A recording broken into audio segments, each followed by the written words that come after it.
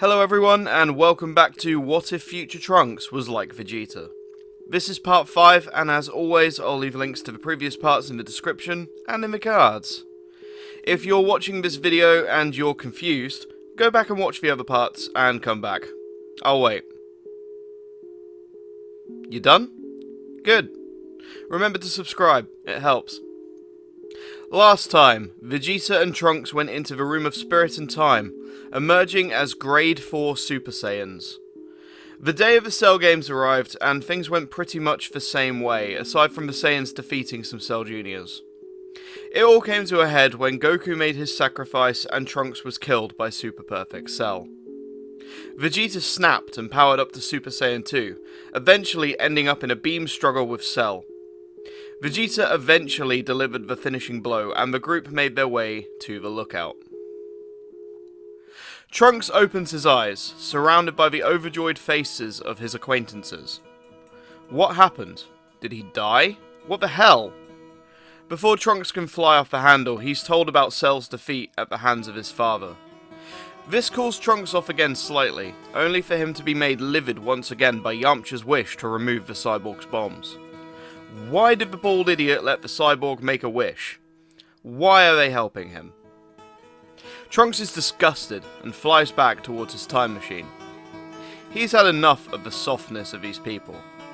At least in his timeline, he only had to put up with one of them. Besides, he has a new goal in mind. That form that this Gohan achieved. The one that his father also apparently achieved. He wants it for himself. And now he has all the tools he needs to get himself there. He smirks. His Gohan will never believe the power that he holds now, and once he reaches this new transformation, he'll be unstoppable. Though he doesn't get away unhindered. His mother, of course, catches up with him, wishing him a fond farewell. But rather unexpectedly, his father has some advice for him too. Remember what they practiced in the time chamber. Take that and work on it, and no one will be able to stop him. Trunks shrugs this off, but I think that he'd secretly take it on board. I think this Trunks is around time skip Vegeta levels of development. That is to say, he's bitter and desperate to prove himself against his rival, but not like this. He needs Gohan to catch up with him, to push him to his limits, and that's the only way he'll become stronger now. But to do that, he'll need to push Gohan to his limits and make him stronger too. With all this in mind, Trunks leaves for his own time, also taking the other time machine in capsule form. There he reunites with a worried Bulma and Gohan. Trunks reveals that Cell has been defeated and that there's far more Super Saiyan power to tap into than what they already have. Gohan says that the world is at peace and there's no need to fight anymore, which enrages Trunks, who powers up to Grade 4 and smacks Gohan down, shouting that he's no true Saiyan, and how he's ashamed to be around someone so soft. He charges, pushing Gohan hard, and eventually growing bored and knocking him to the ground. This is when Trunks says that just because the cyborgs and Cell are gone, it doesn't mean that they're out of danger. And who will defend Earth if they aren't ready for the next threat? This gets Gohan listening, and they end up spending a good amount of time training over the next few years before Shin arrives on Earth. As in the original, it turns out Babidi has indeed been on Earth gathering energy from humans the cyborgs missed. But they made his job very difficult indeed, and now they're almost ready to revive Majin Buu. As always, Gohan and Trunks receive training on the world of the Kaioshin, and Gohan pulls out the Z-Sword. This Trunks having no interest in these tall tales at all. Sure enough, Gohan and Trunks end up fighting and the Z-Sword breaks, releasing the Elder Kaioshin. As a reward for pulling the sword, he performs the ritual on Gohan, and I think we all know how strong this would make him. This Gohan survived into a world of peace, one where he fights to make the world a better place, and the mental block holding him back has evaporated. Ultimate Gohan in this timeline is just as strong as the canon one, if not even more powerful, a fact that makes Trunks furious. The group go down to confront Babidi and end up having to fight his minions. Trunks takes down Yakon and Pui Pui, while Gohan effortlessly evaporates Dabra. This is when Babidi notices something. Trunks is dripping with impurity. That's something he can use. Sure enough, in a desperate move, Babidi creates Majin Trunks. Now, although I don't think Gohan would want to hurt Trunks, I think he would probably take the Goku approach and go at him full force to end it quickly. So, Majin Trunks is still pretty short-lived, and Gohan ends things with Babidi quickly and efficiently. Shin takes Buu's cocoon and leaves Earth, telling Gohan that he's welcome to visit any time, while giving Trunks the cold shoulder. Does Trunks learn from this? Well, much like his father, Trunks had come to enjoy the time of peace. He had met a girl, Mai, and was happy. A notion that irritated him to his core. He took Babidi's power as a way of returning to his more primal Saiyan mindset, hoping it would give him enough power to overtake Gohan again. He got an easy power-up, so why shouldn't he? Of course, he's now realizing how wrong he was, and some level of regret does seep in, even though he still resents Gohan. Unlike his father from another timeline, he hasn't had Majin Buu to stomp his ego and fusion and Super Saiyan 3 to humble him. Instead, he's had his longtime rival cheese his way to the top. So I think Trunks is still bitter here, though maybe less than he was when Ultimate Gohan first appeared.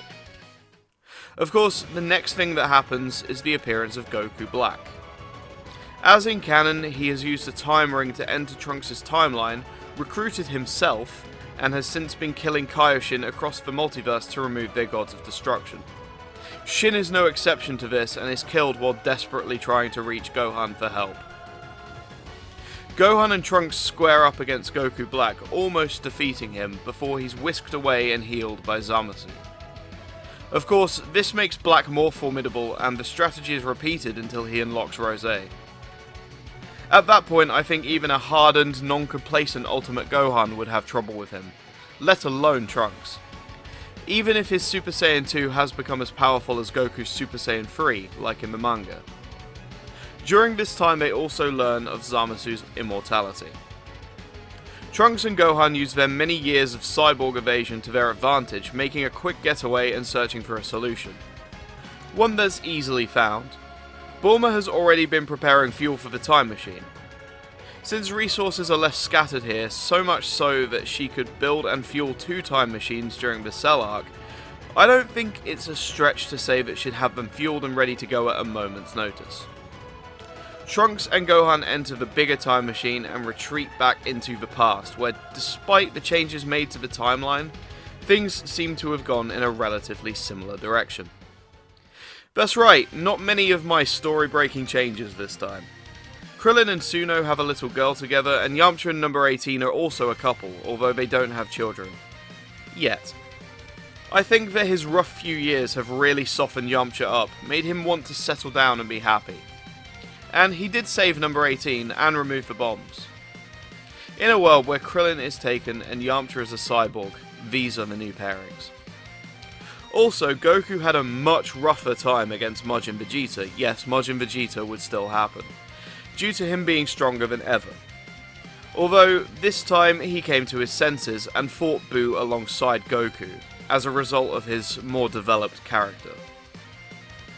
Although he was still bitter because of Goku's death and the wasted time of his return delaying their inevitable battle, his character development had reached a point where Vegeta could overcome his base urges and recognize that the situation was dire.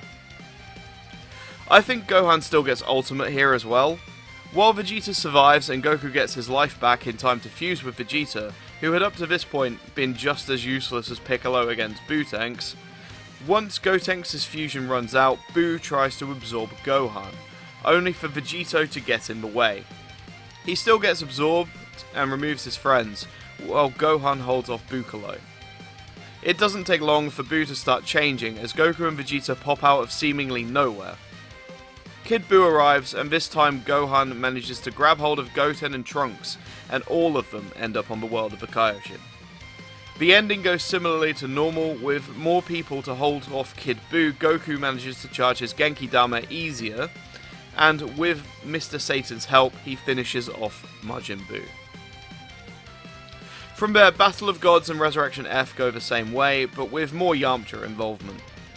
The tournament arc had Yamcha competing instead of Buu, and Goku still took home the victory, inspiring Zamasu to steal his body. And that's when future Gohan and Trunks arrive. Goku Black and Zamasu have finally started taking out the inhabitants of Earth, having had a few days to gain a foothold now that Trunks and Gohan have disappeared. Then suddenly, they're back, alongside Goku and Vegeta. Gohan went with his father to visit Roshi, who taught them both the Mafuba. I don't think Gohan would let the mix-up between the seals happen here, and as a result, Gohan manages to seal Zamasu away for good. Without his partner, Goku Black is on the back foot against his foes.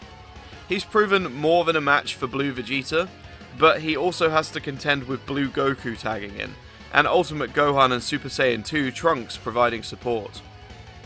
Goku Black dies here, resulting in a much less bleak future. Bulma also survives this ordeal and gets to see Vegeta again. Gohan spends quality time with his father, and when all is said and done, Goku decides to give one more gift to the future. Returning to the past, Goku then visits his Gohan, who gets to meet his future self. I think hearing about the hardships of future Gohan firsthand would inspire present Gohan to train a bit more. Goku then collects Goten, and the ritual is performed. Twice. Both future Gohan and Trunks attain Super Saiyan God, before returning to a future full of hope. And that's where we'll be leaving things for right now. So what do you guys think? What happens next in Trunks' future? Does this story need another part, or would it be better served with a happy ending like this? Let me know in the comments. For now, this is the finale of this series. I'd like to take a moment to thank my channel members listed on screen. Thank you so much for supporting myself and this channel. Thank you all so much for watching, leave me comments, give me ideas, and as always, I'll see you in the next one.